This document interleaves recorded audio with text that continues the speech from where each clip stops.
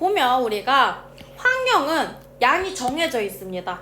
우리가 항상 모든 거를 계속 무한 공급하지 않아요. 그렇기 때문에 자원이 한정적이고 수용이 한계치가 있기 때문에 계속해서 이론적으로 개체수가 증가할 수 없고 어느 수준, 즉 한계치에 도달하게 되면 더 이상 증가한다, 증가하지 않는다? 증가하지 않는다 라고 보시면 돼요. 자, 그렇기 때문에 저희가 이론적인 생장 곡선은 개체수가 어떻게 늘어나게 되냐? 요렇게 늘어나게 됩니다. 자, 그래서 이론적 생장 곡선은 우리가 다른 말로 J자 모양을 닮았다 해서 J자형. 이게 바로 이론적 생장 곡선입니다. 자, 그러면 우리가 실제 생장 곡선은 어떻게 나타나게 되냐?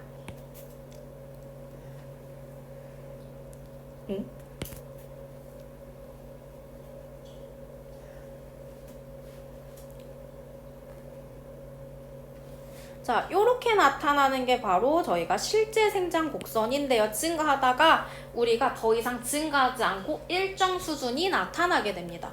자, 그러면 그 일정 수준은 우리가 누구에 의해서 제가 지금 형광펜으로 밑줄 긋는 자, 요 부분이 바로 뭐가 되냐? 한계치라고 보시면 돼요.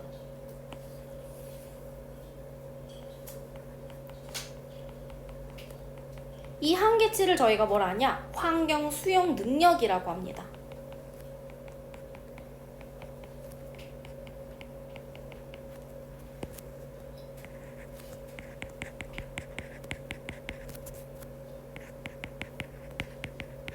무슨 말이야? 한계치가 있으니까 이 한계치를 넘어가려고 하면 누군가는 죽는 거예요. 이 한계치를 또 넘어가려고 하면 얘는 또 뭐한다? 죽는다 라고 보시면 돼요. 자, 우리가 엘리베이터에 뭐가 있어 얘들아? 정원이라는 게 있어요. 자, 엘리베이터의 정원보다 많이 타면 엘리베이터 움직여 안 움직여? 안 움직여요. 왜? 그 정원이라는 한계치가 있기 때문에 그걸 많이 타면 마지막에 탄 사람 뭐 해야 돼? 내려야 됩니다. 그래야지 한계치 아래로 떨어지기 때문에 그래야지만 우리가 엘리베이터가 움직이는 것처럼 자원도 개체수를 수용할 수 있는 능력값이 정해져 있어요. 그렇기 때문에 실제와 이론 사이에 이 차이를 우리가 뭐라 하냐? 여기를 환경 저항이라고 불러요. 이론 곡선과 실제 곡선의 요 차이값, 가운데 있는 요 차이값, 여기를 우리가 뭐라 부른다? 환경 저항이다 라고 봐주시면 될 것 같아요.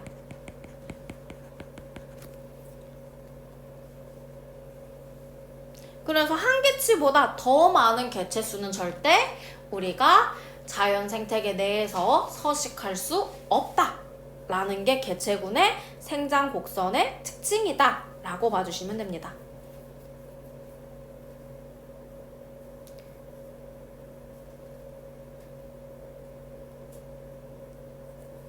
자, 그러면 우리가 요 개체군들이 개체군마다 특징이 달라요. 자, 개체군의 종류가 다양한 것처럼 개체군마다 개체군의 생존 방법, 생존 연령이 달라집니다. 그래서 개체군의 생존 곡선이라고 하는데, 자, 우리가 개체군은 크게 1번 1형, 2형, 3형으로 저희가 나눠서 볼 거예요. 자, 얘네들을 나누는 기준. 자, 1형 같은 경우에는 자손을 적게 낳습니다. 자손수가 적은 생명체가 저희가 1형에 해당하고요.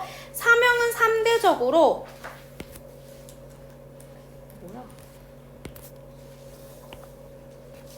3형 같은 경우에는 상대적으로 자손의 수가 많은 친구들이에요. 자, 그렇기 때문에 자손수가 적으면요, 우리가 부모가 자손을 애지중지합니다. 왜? 잘 낳아 안 낳아? 안 낳아요. 그러니까 한 번 낳았을 때 잘 키워야 됩니다. 그래서 부모가 뭐 하냐? 케어를 합니다. 부모의 돌봄을 받고 자라는 친구들이에요. 자, 근데 한 번에 너무나 많은 양의 자손이 태어나게 되면 부모는 두 사람이에요. 그렇기 때문에 부모의 돌봄을 받을 수 있다 없다? 없다라고 보시면 돼요. 자, 그러면 여기서 나타나는 특징이 있습니다. 1형 같은 경우에는 그러한 이유 때문에 결론적으로 자, 어린 개체일 때는 사망률이 낮아요. 하지만 뭐 할수록 성인에서 늙은 개체, 상대적으로 우리가 노인 개체 노인 개체로 갈수록 뭐 할 수 있냐? 사망률이 높아지게 됩니다. 나이가 먹어서 사망률이 높아진다라고 봐주시면 돼요. 어릴 때는 사망을 잘 해 안 해? 하지 않아요. 하지만 나이가 많이 먹을수록 사망을 많이 한다라는 특징이 있습니다. 사명 같은 경우엔 반대예요. 부모의 돌봄을 받지 않기 때문에 어린 개체일 때 사망률이 훨씬 높아요. 왜? 어린 얘들은 힘이 약하거든요. 그러니까 천적으로부터 다른 생명체로부터 잡아먹힐 확률이 매우 높습니다. 반대로 노인 개체, 나이가 먹을수록 이제 성장을 하고 생태의 진리, 법칙을 알아버립니다. 그렇기 때문에 천적을 잘 피하는 기술을 얻겠죠. 그렇기 때문에 사망을 잘 한다 안 한다? 사망률이 어릴 때에 비해서 상대적으로 낮다라고 봐주시면 됩니다. 자, 그러면 일형의 대표적인 동물이 누가 있냐? 포유류들이요. 뭐 사람이나 뭐 코끼리, 뭐 사자, 호랑이들 요런 친구들의 종류들이 대표적으로 저희가 일형입니다. 자, 그러면 사명의 대표적인 아이들은 우리가 누가 있냐? 어류요. 그리고 조개들. 한 번에 수많은 우리가 씨를 뿌려서 번식하는 조개나 어류 친구들이 우리가 이러한 현상이 나타나게 됩니다. 투형 같은 경우에는 얘네들의 딱 어떤 형태냐? 중간 형태입니다. 그렇기 때문에 얘네들은 어느 시즌이든 우리가 어린 개체의 사망률과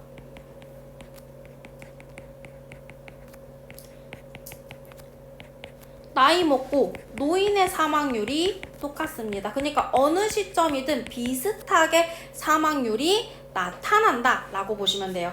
자, 그래서 이런 얘들의 대표적인 게 바로 누구냐? 조류 있어요. 그래서 기러기 같은 친구들, 우리가 뭐 다람쥐, 설치류 같은 친구들, 그래서 조류나 다람쥐 같은 얘들이 우리가 E형에 해당한다 라고 봐주시면 될 것 같아요. 자, 그래서 요거를 저희가 그래프 2개로 나타내 보도록 할게요. 빠르면 빠르다고 이야기하세요.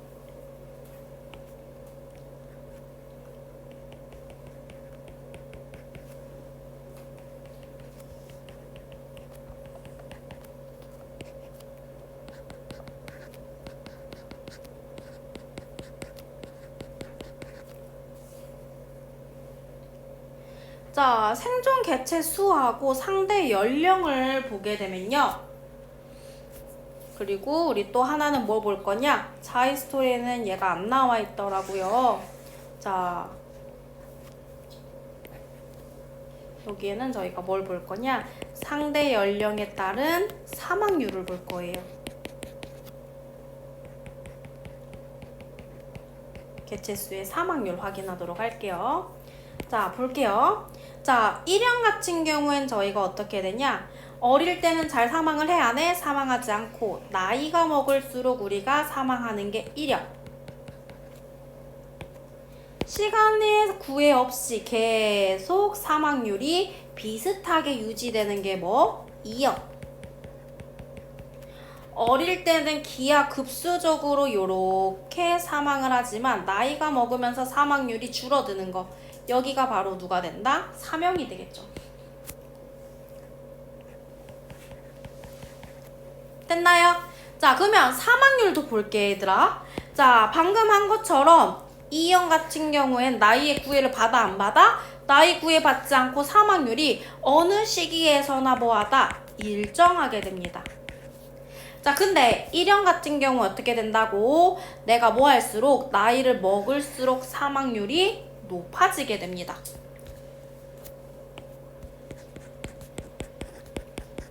자, 2형 같은 경우에는 어떻게 돼요? 내가 언제? 어릴 때는 사망률이 높지만 나이 먹을수록 사망률이 뭐해진다? 낮아지게 됩니다. 이게 사명의 특징입니다. 어류 친구들.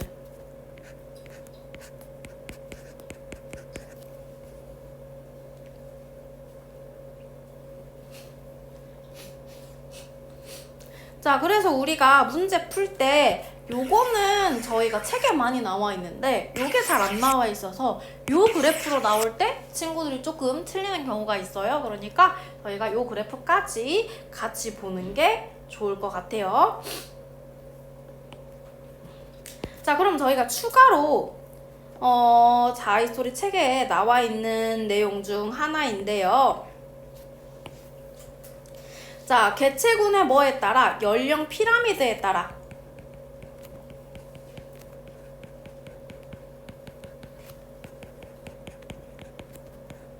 피라미드의 뭐에 따라? 모양에 따라서 우리가 발전형인지 안정형 상태인지 쇠퇴형 상태인지 총 3가지를 저희가 구분할 수가 있어요. 자, 그림은 책에 잘 나와 있기 때문에 간단하게만 그리도록 할게요. 자, 발전형 같은 경우에는 어떤 느낌이냐? 요런 느낌입니다. 되게 가파른 산이 요렇게 있는 느낌. 안정형 같은 경우 우리가 종이 이렇게 하나 뒤집어진 느낌이다 라고 봐주시면 될 것 같아요. 자, 쇠퇴형 같은 경우는 뭐냐? 우리가 약간 항아리 모양입니다.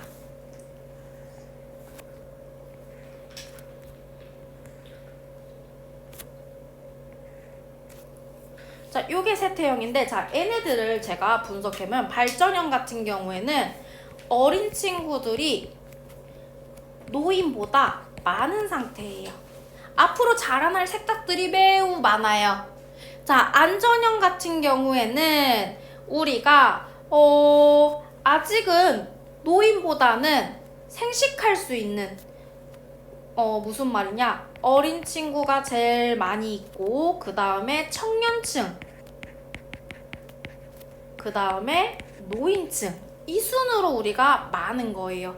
근데 우리가 거의 어린 층하고 청년층이 거의 비슷하게 나타나는 게 바로 누구냐? 안정형입니다. 그래서 안정형의 그림을 더 자세하게 정확하게 그리는 방법은 우리가 요렇게 비슷하다가 위쪽 라인 가서 이렇게 떨어져야 됩니다.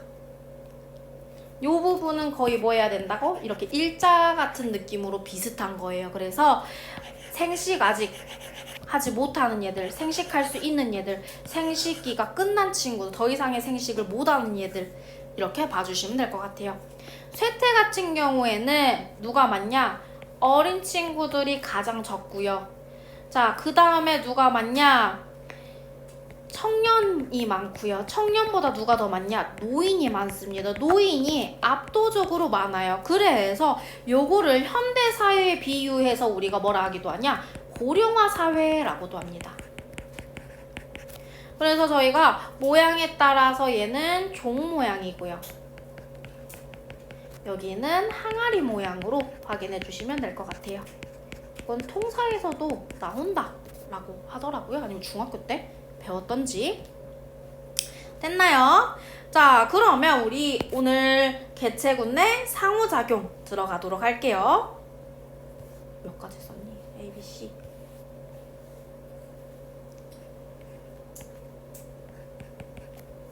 칠판 안 지워도 되니까 너무 좋다.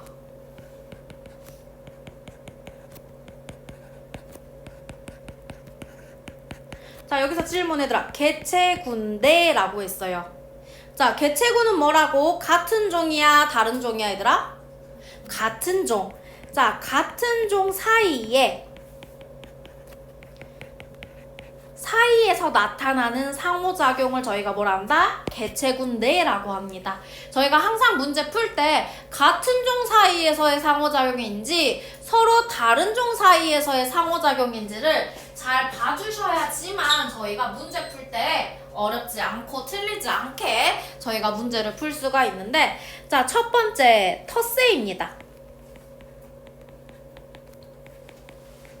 자, 텃세라고 하는 거는 기존의 무리 집단에 누가 오는 거야? 뉴페이스. 새로운 우리가 아이가 등장하는 거예요. 자, 그러면 기존의 무리가 요 새로운 아이를 껴줘 안 껴줘? 안 껴줘. 얘를 뭐 하는 거? 배척하고 얘를 제외시키는 거. 모든 생명활동에서 무언가 활동을 할 때 얘를 제외시키는 거. 자, 그거를 우리가 뭘 하냐? 텃세라고 합니다.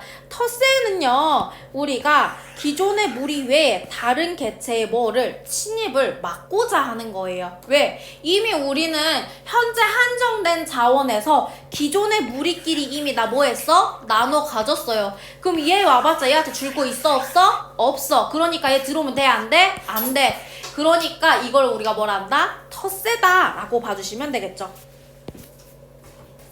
자, 그러면 두 번째는 뭐냐? 순위제입니다. 자, 순위제는 우리가 뭐에 따라? 힘의 서열에 따라.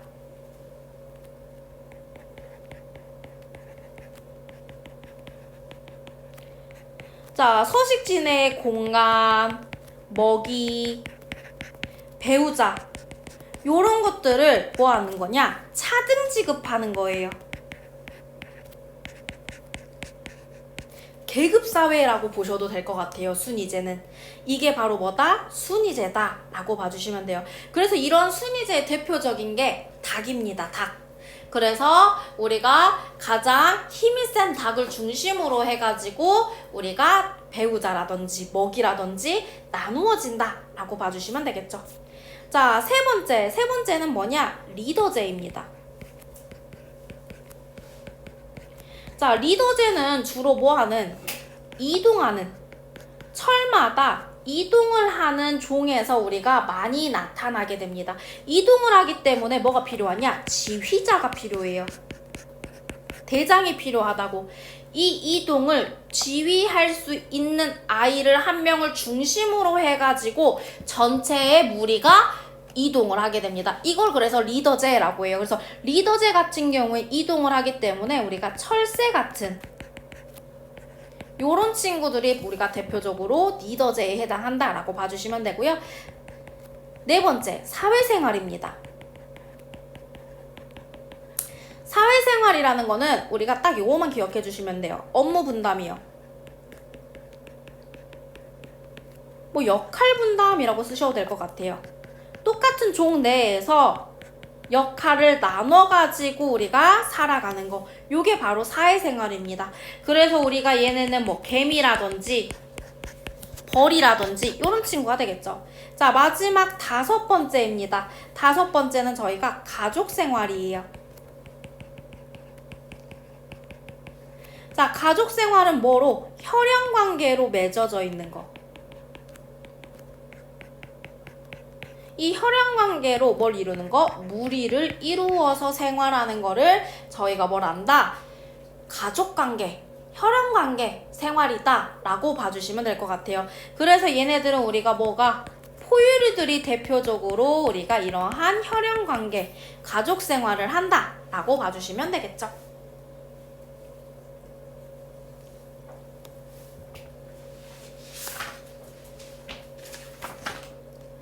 자, 그러면 우리가 개체군의 주기적 변동 보도록 할게요. 그 다음은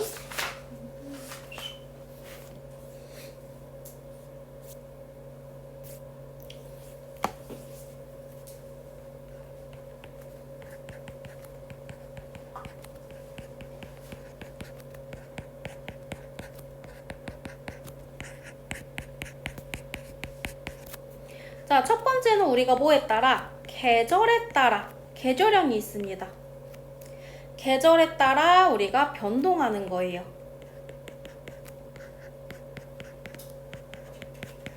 자, 요거의 대표적인 게 바로 누구냐? 돌말이라고 하는 친구인데요. 돌말이라고 하는 친구는 우리가 누구에 해당하냐? 생산자에 해당합니다. 생산자에 해당하기 때문에 우리 뭐 해야 돼, 얘들아? 광합성 해야 되는데 생산자 안에서도 우리가 조류에 해당합니다. 식물이 아니라 해조류, 미세조류, 이 조류에 해당하는 게 바로 누구냐? 돌말입니다. 그러면 이러한 조류는요, 우리가 조류의 생장 조건이 있어요. 자, 조류의 생장 조건 첫 번째, 우리가 누가 중요하냐? 수온. 그 다음에 빛. 세 번째, 영양염류의 양입니다.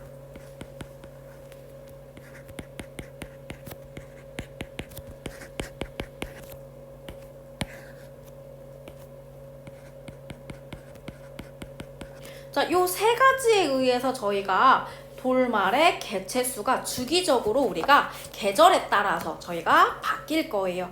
요거는 그림은 나중에 개념서들 보면 그림이 참 잘 나와 있는데 저는 조금 간단하게 그릴게요. 내가 과학 선생님이지 저는 미대생이 아니잖아요. 그죠?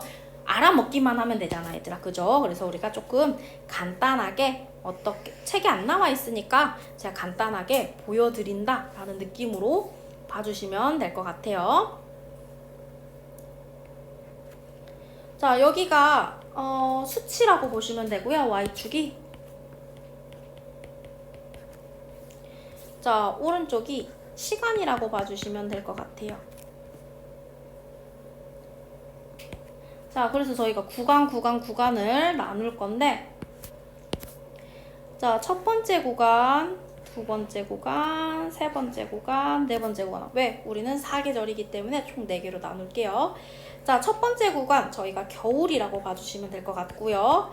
그 다음 구간을 봄으로, 그 다음에 여름, 그 다음 구간은 가을로 봐주시면 될 것 같아요. 자, 그러면 우리 뭐부터 볼 거냐? 수원 먼저 보도록 하겠습니다. 겨울철 같은 경우에는 초겨울에는 그렇게 춥지 않아요. 우리 지금 겨울로 접어들고 있는데 점점 추워집니다. 온도가 어떻게? 점점점 낮아지게 됩니다. 그래서 낮아지다가 봄에 가까워질수록 다시 온도가 뭐해? 올라갑니다. 자, 그러면 봄에 온도가 이렇게 왔다 갔다 하면서 여름이 되면 끝 절정을 향하다가 이렇게 가을 시즌이 되면 우리가 슬며시 이렇게 내려오게 됩니다. 이게 바로 뭐가 되냐? 온도가 돼요. 이 온도에 따라서 맞춰서 나타나는 게 바로 뭐냐? 수온이다 라고 봐주시면 될 것 같아요. 자, 그러면 수온의 영향을 받는 게 바로 누구냐? 영양염류의 양입니다. 영양염류는요, 수온이 가장 낮은 겨울철에 이렇게 가장 많이 쌓이게 되고요. 자, 그러면 우리가 봄철이 되기 시작하면서 영양염류의 양이 좀 떨어집니다. 여름 되면 많이 떨어져요. 가을이 되면 일시적으로 올라간다 라고 봐주시면 될 것 같아요. 이게 왜 이러니? 가장 낮았다가 가을철에 일시적으로 이렇게 올라간다 라고 봐주시면 돼요. 여기 누구? 영양염류의 양이요.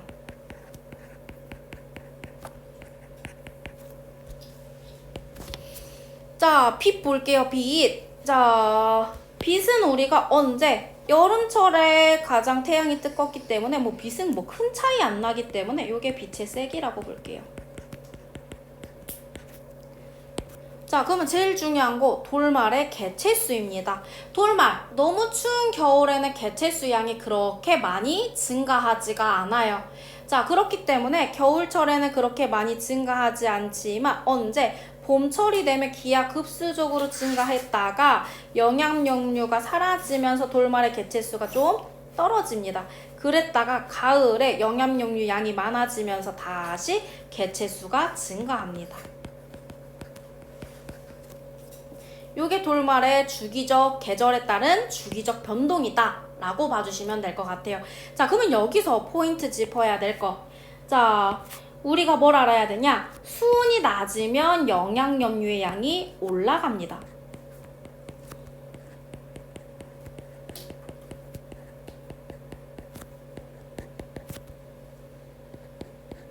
자, 영양염류가 많아야지 개체수도 증가해요. 근데 어쨌든 간에 광합성을 해야 되기 때문에 수온이 낮으면 개체수도 많이 증가하지 않아? 개체수도 그렇게 많이는 증가하지 않는다 라고 봐주시면 되겠죠. 수온이 올라가야 개체수가 증가한다. 뭐 수온 뭐 반대로 올라갈 때 증가한다라고 써도 됩니다. 그건 여러분의 자유예요. 얘가 올라갈 때 얘가 이렇게 증가한다. 이렇게 쓰셔도 돼요.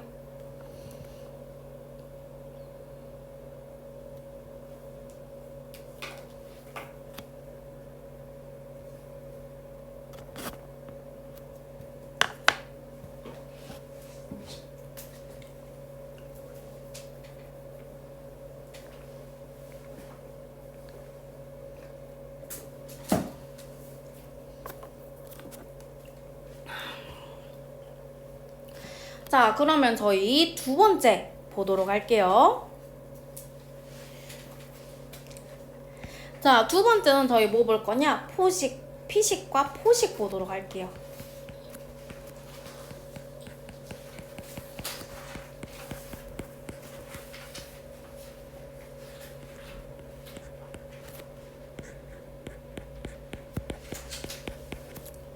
피식자들 수에 의해서 포식자들 수가 바뀌게 됩니다. 근데 이 피식자들 수가 바뀌기 때문에 근데 이건 정확히 우리가 완자에는 이게 들어가 있는데 제가 생각했을 때 이거는 군집내 상호작용으로 보는 게 저희가 더 맞거든요. 그래서 주기적 변동 그러니까 피식자 내부에서도 우리가 피식자의 수가 늘어났다 감소했다 늘어났다 감소했다 요거를 저희가 보여주고 싶어서 하는 거기 때문에 우선은 그림으로 간단하게 설명은 하도록 하겠습니다.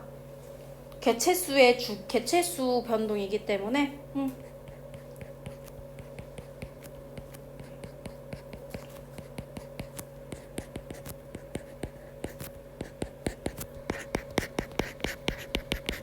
원래는 군집에서 보는 게 더 맞는데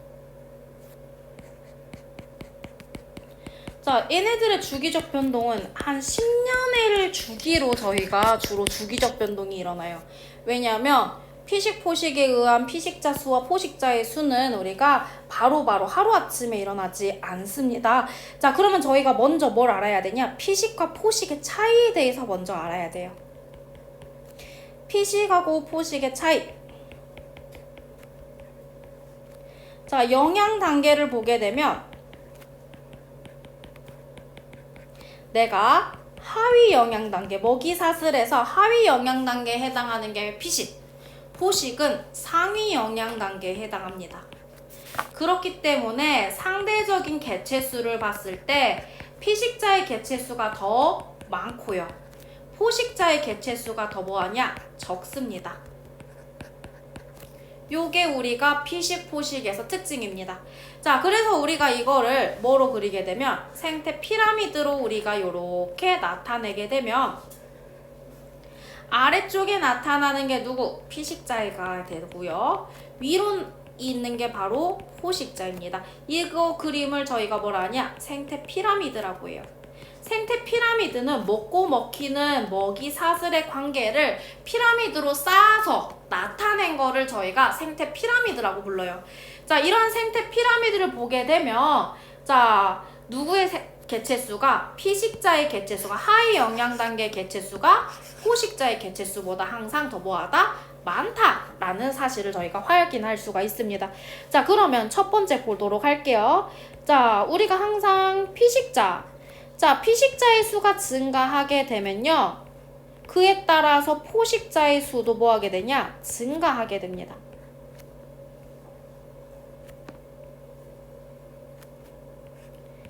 자, 그러면 우리가 뭐 하게 되지?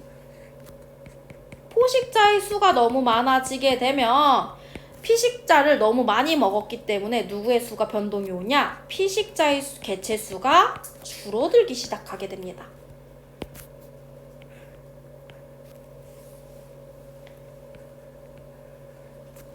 자, 그럼 피식자의 수가 뭐 하게 되면 줄어들게 되면요.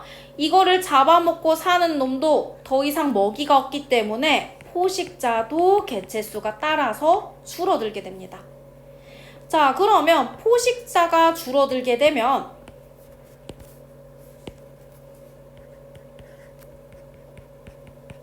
잡아먹는 놈이 줄어들게 되면 잡아먹히는 놈이 뭐 하게 되냐? 늘어나게 됩니다. 왜? 나를 핍박하는 얘가 사라졌으니까요. 그러고 나면 다시 원래의 상태로 우리가 돌아온다 라고 봐주시면 되겠죠.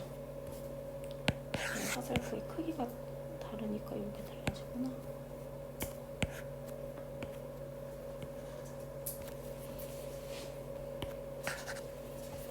됐나요? 자, 그래서 요거를 우리가 개체수를 그림으로 나타내게 되면요.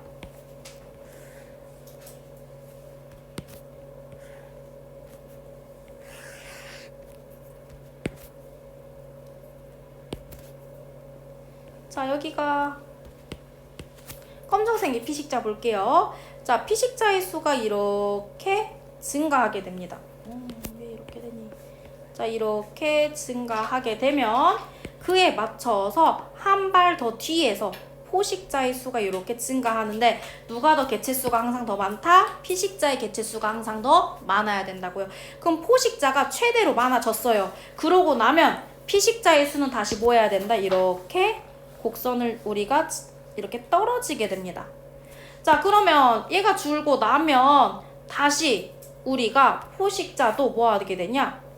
개체수가 그 이후에 줄어들게 됩니다. 자, 그러면 다시 뭐 하게 되냐? 피식자는 다시 늘어나게 돼요.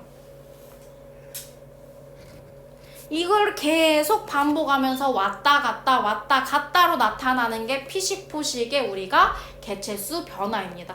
그래서 피식자 내부에서도 개체수가 늘어났다 줄어들었다 늘어났다 줄어들었다 하기 때문에 그래서 개체군 내 상호작용이 한 번씩 나오는데 정확히는 얘는 개체군 내의 상호작용보다는 우리가 뭐로? 군집 내 상호작용으로 보는 게 더 뭐하다? 맞다라고 봐주시면 될 것 같아요.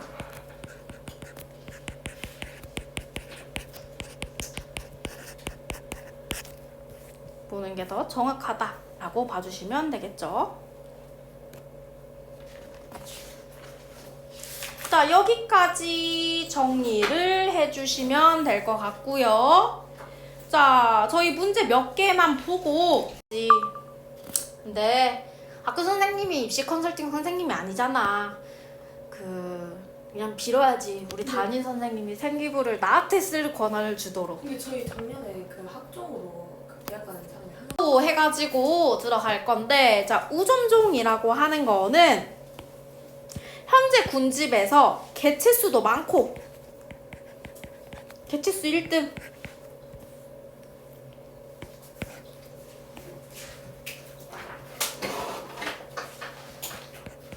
개체수 1등 면적 차지율도 1등입니다.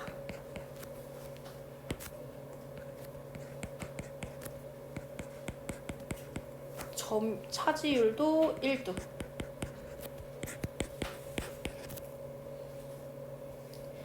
자, 그래서 중요도가 제일 높습니다.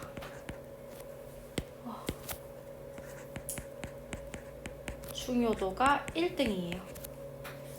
자, 그렇기 때문에 우점종은 우리가 군집에서 가장 대표되는 개체군이기 때문에 군집에 영향을 가장 많이 줍니다.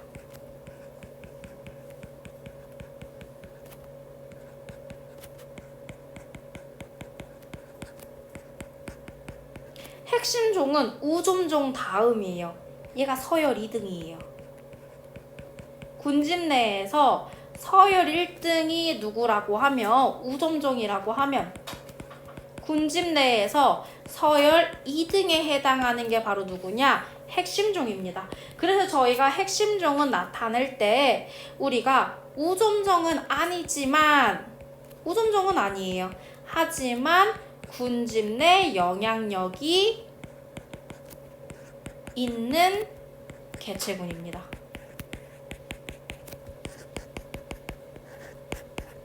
그거를 우리가 뭐라냐? 핵심종이라고 합니다. 지표종은 뭐냐? 특산품이요.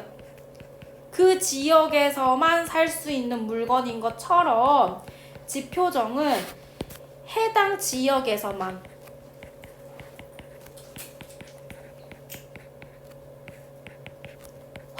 특정 환경에서만 서식하는 거예요.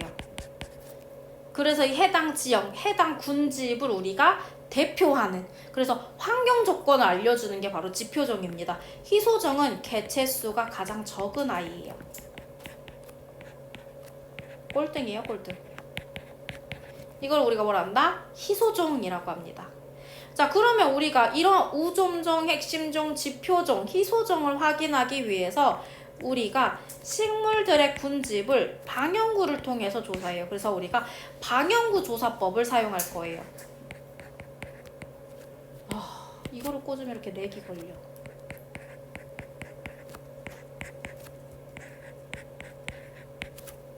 자, 그러면 방형구법을 하기에 앞서서 저희가 밀도, 빈도, 피도를 저희가 계산을 해 주셔야 되는데, 밀도는 우리가 뭘 밀도라고 하냐?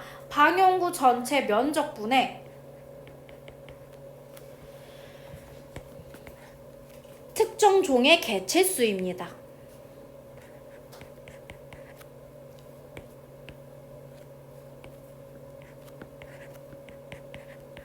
계속 버퍼링 걸리네. 방형구의 총 면적분의 특정 종의 개체수예요. 특정 종이란 단어 써야 되는데 귀찮으니까 여러분은 써주세요. 여기 특정 종이라는. 자, 빈도라고 하는 거는 전체 방형구 수. 방형구를 저희가 하나만 설치하지 않아요. 그래서 전체 방형구 수분의 종이 출현한 방형구의 수. 종 출현 방형구 수라고 보시면 됩니다. 뒤에 가서 그림으로 보면 조금 더 이해하기 쉬우실 거예요. 피도는 전체 면적, 토탈 방형구 면적분의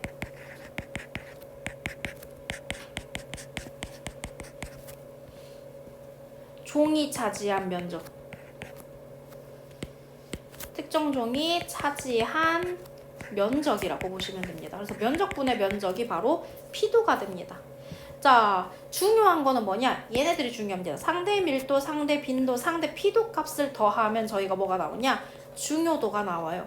이 중요도를 통해서 저희가 우점종을 확인하는 건데, 밀도는 전체 종의 밀도들을 합한 것분에 특정 종의 밀도 곱하기 100을 하는 거를 저희가 상대 밀도라고 합니다. 자, 그렇기 때문에 결국 뭐냐? 전체 개체수분의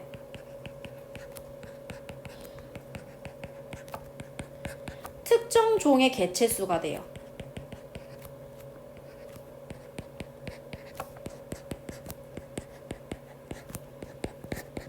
곱하기 100을 해주시면 됩니다. 다 더하고 뭐 분수를 더하고 뭐 하고 할 필요는 없습니다. 상대 빈도, 빈도는 아까 뭐란다 했어? 방형구수라고 했습니다.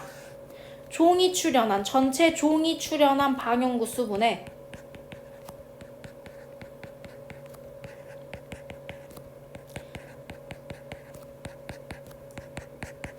특정 종이 나타난 특정 종 출현 방형구 수입니다. 정확히는 방형구의 칸수요, 칸. 몇 칸 차지했는지, 몇 칸이 등장했는지. 곱하기 100.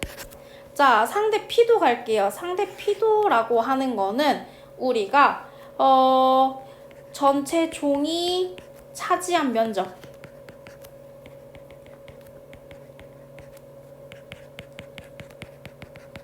특정 종의 면적. 특정인데. 특정 종이 차지한 면적을 우리가 뭐라 부르냐? 상대 피도라고 부릅니다. 그래서 곱하기 100 해주시면 됩니다. 자, 요거는 저희가 그림을 우리가 뭐로 보는 게 제일 좋냐? 완자로 봐주시는 게 제일 좋아요. 왜냐면 자이스토리는 옛날 방형구법을 사용하는 그림을 사용하기 때문에 저희는 요거로 확인을 할게요. 자, 이거를 그리려 했지만 너무 힘든 것 같아. 자, 여기 볼게요. 얘들아, 방형구가 총 몇 개예요? 4개. 방형구 4개 있어요. 자, 4개의 방형구가 있고요. 자, 거기에 각각의 질경이, 토끼풀, 민들레가 얼마만큼 나타나는지 차지하는 면적, 개체수 전부 다 그림으로 나타나져 있습니다. 자, 그럼 첫 번째 밀도 해야 되는데 밀도는 전체 면적이라고 했어요. 자, 전체 면적 그럼 총 몇이야? 4제곱미터가 되겠죠. 자, 밀도는 전체 면적분의 특정 종의 개체수라고 했습니다. 자, 첫 번째 질경이부터 볼게요. 질경이 총 몇 개 나왔어요? 4개 나왔습니다.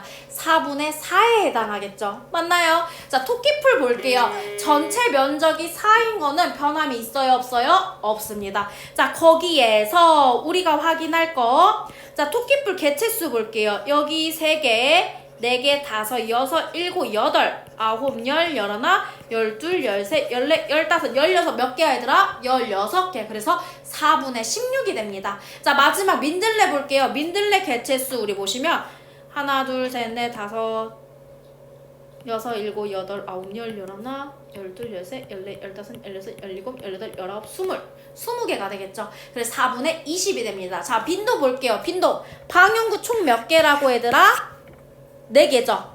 자, 4개의 방향구에서 몇 개의 방향구에서 종이 출현했는지 저희가 뭐 해주면 되냐? 확인해 주시면 됩니다. 자, 그러면 우리가 토끼풀은 전부 다 나왔기 때문에 4분의 4예요. 질경이도 4분의 4입니다. 민들레 같은 경우에는 4분의 몇 밖에 안 돼? 2밖에 안 돼요. 이해됐나요? 자, 그래서 우리가 여기서 빈도 확인됐고요. 피도는 면적분의 면적입니다. 4분의 되고요. 요거 하나당 1제곱미터를 25칸으로 나눈 거기 때문에 0.04가 됩니다. 거기에 뭐 보여주면 돼? 이 칸의 수를 곱해주시면 되겠죠. 됐나요? 그거 해가지고 확인하시면 저희가 요렇게 나옵니다. 그래서 밀도 보게 되면 전체 개체수를 뭐 해주라고? 그냥 더해가지고 특정 종의 개체수 해가지고 곱하기 100 해주는 게 빠릅니다. 일일이 더해가지고 우리가 이거 계산하는 거보다. 왜냐면 지금은 이렇게 너네한테 딱 떨어지게 우리가 눈에 보이게 쉽게 주지만 시험 문제는 이렇게 딱 떨어지게 눈에 보이게 쉽게 주지 않는 경우가 많아요. 그러고 내가 왜 이렇게 구하라고 하냐면요. 자, 지금 여기서 보시게 되면 저희 자이 스토리 보시게 되면 여러분 책에도 있지만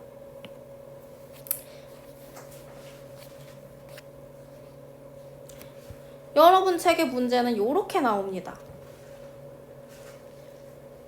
그림으로 나오면 내가 바로 구할 수 있어요. 하지만 요렇게 나오기 때문에 저희가 요거에 맞춰서 저희가 구해 주셔야 되겠죠. 맞나요? 자, 그러면 우리가 요렇게 나왔을 때 중요치, 중요도 우리가 나오기 때문에 확인하실 수 있어요. 자, 그러면 어찌됐던 간 얘네들을 다 합쳐서 몇 퍼센트 나와야 돼? 퍼센트니까 100%가 나와야 돼요. 자, 그렇기 때문에 A의 상대 빈도 몇 나와요, 얘들아? 20이 나오겠죠. 맞나요?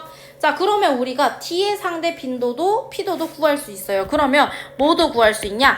A, B, C, D의 각각의 뭐도 전부 다 구할 수 있다? 상대 밀도도 구할 수 있습니다. 20에다가 30에다가 상대 밀도 구하면 몇이 돼요? 68이 되는 거예요. 이해되셨나요? 그래서 우리가 요거를 숫자로 띵띵띵 넣는 걸로 연습해 주셔야 됩니다. 최근 수능 문제는 전부 다, 최근 모의고사 문제는 전부 다 요 유형으로 바뀌었어요. 그렇기 때문에 저희가 요 유형을 연습하기 위해서는 얘네들을 확인하는 거. 그래서 항상 전체 상대 밀도 합은 몇이라고 얘들아? 100이라고요. 밀도, 빈도, 피도 확인해가지고 저희 구해주시면 됩니다. 그래서 기출 우리가 뭐 사설 들어가면 조금 더 헷갈리게 되는데 요 방법은 바뀌지 않기 때문에 여러분이 계속해서 확인하시면서 문제 풀어주셔야 되겠죠. 자, 그러면 중요도까지 전부 다 봤고 방향구법 설명드렸기 때문에 저희 이제 뭐로 넘어가냐? 천의로 넘어가도록 할게요. 자, 천의. 글자는 많지만 우리가 천의에서 구분할 거는 딱 2가지입니다. 왜? 천의는 2가지 종류밖에 없거든요. 자, 내가 천의에서 볼 거 첫 번째 1차 천의하고 2차 천의의 차이만 확인해 주시면 됩니다. 자, 1차 천의는요, 뭐냐? 개척자가 시작 단계입니다. 시작을 누구로부터 하는지가 중요해요. 생물의 시작이 개척자로부터 시작하는 게 바로 1차천입니다. 자, 이런 개척자의 종류로는 저희가 지으류하고 이끼류가 있어요. 환경에 따라 개척자의 종류가 조금 다르게 나타날 거고요. 자, 개척자가 등장하고 나면 모든 생물은 다시 어디로? 초원 단계로 식물들은 넘어가게 됩니다. 이러한 초원들이 모여서 뭐가 되냐? 관목림이 돼요. 자, 관목림이 모여서 뭐가 되냐? 양수림이 됩니다. 자, 저번 시간에 음영양엽 하면서 알려드렸죠? 목본 식물들, 그 친구들이 나오는 게 많이 있는 게 바로 양수림입니다. 자, 혼합림은 양수림하고 음수림이 합쳐진 상태다라고 보시면 돼요. 혼합은 누구랑 누구? 양과 음이 합쳐진 상태입니다. 음이 등장하고 있고 양이 나오는 상태. 자, 그 다음으로 우리가 보는 거 마지막 단계입니다. 음수림. 그래서 더 이상 단계가 진행되지 않기 때문에 음수림 상태가 오면 마지막 단계여서 극상 상태다라고 봐주시면 될 것 같아요. 이게 1차천이입니다. 자, 그러면 1차천이는 개척자라는 친구로부터 생물이 처음 나타나는 거예요. 왜 이래? 자, 그러면 다른 말로 하면 뭐냐? 1차천이는 생명체가 없던 땅입니다.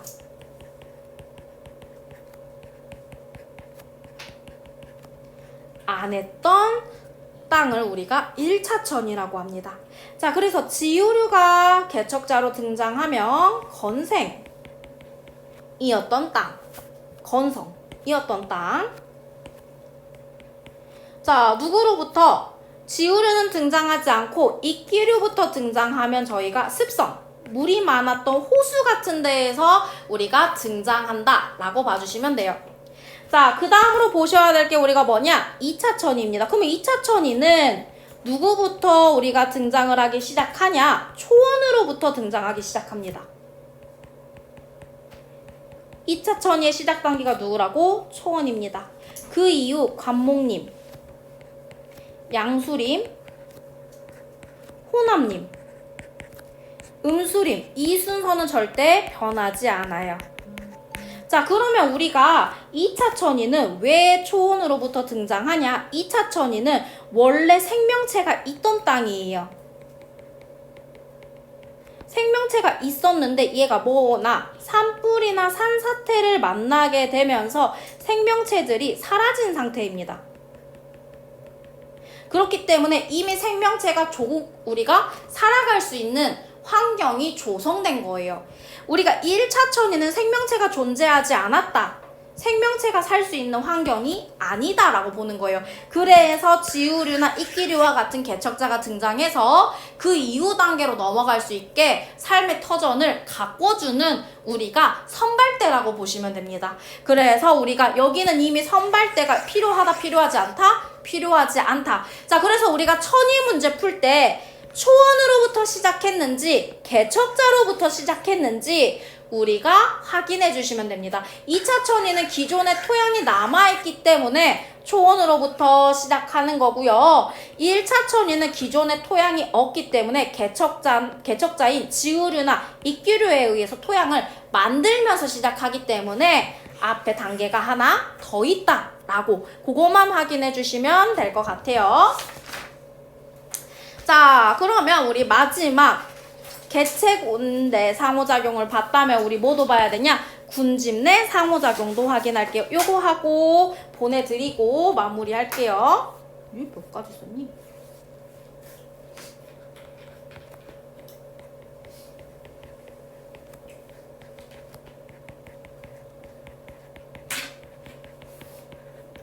자, 얘들아, 군집 내래요. 군집이라는 거는 개체군들이 여러 종류가 모여있는 겁니다. 여러 개체군이 모여있으니까 뭐하냐? 서로 다른 종들끼리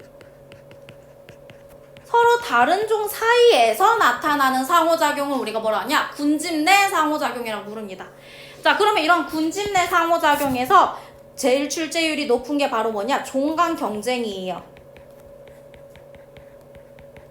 자, 종간 경쟁이라고 하는 거는 먹이 또는 서식 지위가 비슷. 그러니까 차지하는 먹이나 살아가는 공간이 서식지의 지위가 뭐한 비슷한 두 종 사이에서 경쟁이 일어납니다.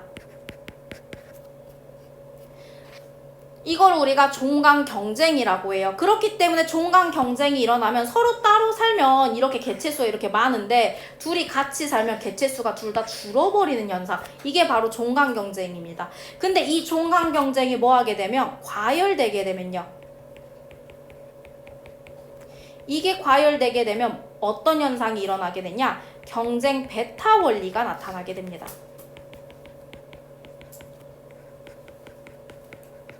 자, 경쟁 베타 원리라는 건요. A종하고 B종하고 둘이 싸워요. 자, 그래서 한 종이 도태되어서 사라지는 거예요.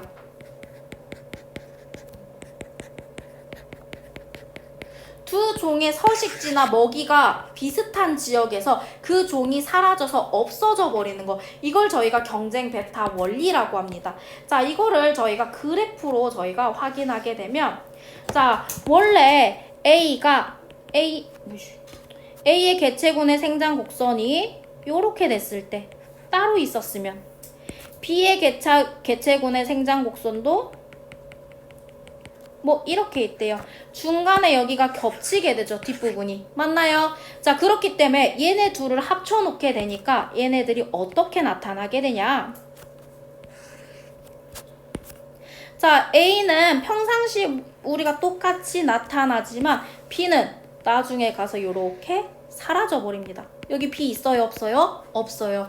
얘의 개체수가 0이 돼버리는 거. 요거를 저희가 경쟁 베타 원리라고 합니다. 종간 경쟁에서 우리가 경쟁이 너무 과열 양상이 되었을 경우에 세력이 조금 밀리는 친구들이 그 지역에서만 일시적으로 사라지게 되는 거예요. 멸종은 아니에요. 그 지역에서 없어지는 거기 때문에 요거만 잘 기억해 주시면 저희가 문제 푸는데 크게 어렵지 않아요. 자, 두 번째 분서 있습니다. 분서 뭐 하는 거? 나눠 사는 거예요. 자, 세 번째 공생관계인데요. 서로 같이 사는 건데 두 가지 공생이 있습니다. 편리공생하고 상리공생이 있는데 자, 서로 같은 종이 아니라 다른 종에 대해서 두 종당 이익을 보면 상리공생. 자, 편리공생은 하나는 이득을 보고 하나는 이익도 손해도 보지 않은 상태를 저희가 편리공생이라고 합니다.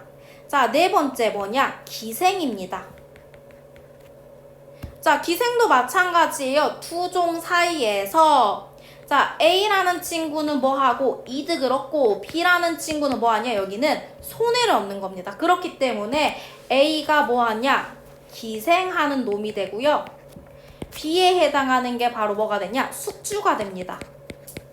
그래서 기생하는 얘가 B에 붙어가지고 B에 물질대사 하는 환경을 쪽쪽 다 에너지를 빨아먹기 때문에 B는 계속해서 손해를 본다라고 봐주시면 되겠죠. 자, 마지막 다섯 번째. 다섯 번째가 아까 주기적 변동에서 언급해드렸던 피식포식이에요. 요건 제가 앞에서 설명 많이 드렸기 때문에 따로 정리는 하지 않겠습니다. 그래서 확인해 주시는데 얘네들 같은 경우는 이렇게 플러스 마이너스로 나타내거나 아니면 이렇게 그래프로 많이 우리가 문제가 출제가 돼요. 그래서 자이스토리 보시면 아, 이게 이 말이었구나 라고 확인되실 거예요. 자, 그러면 우리가 간단하게 보기만 할게요. 뭐 풀라고는 하지 않고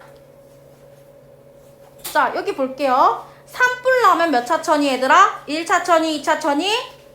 2차천이 바로 확인해 주시면 돼요.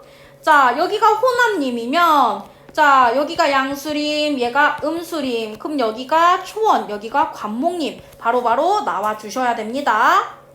자, 우리가 어디서부터 시작했어요? 초원으로부터 시작했으니까 얘도 몇 차천이? 2차천이입니다. 자, 초원 전에 뭐가 하나 있네? 그럼 얘 몇 차천이 얘들아? 1차천이. 기억에 해당하는 거 누구? 개척자. 바로바로 튀어나와야 돼. 이게 천이의 문제고. 자, 여기 볼게요.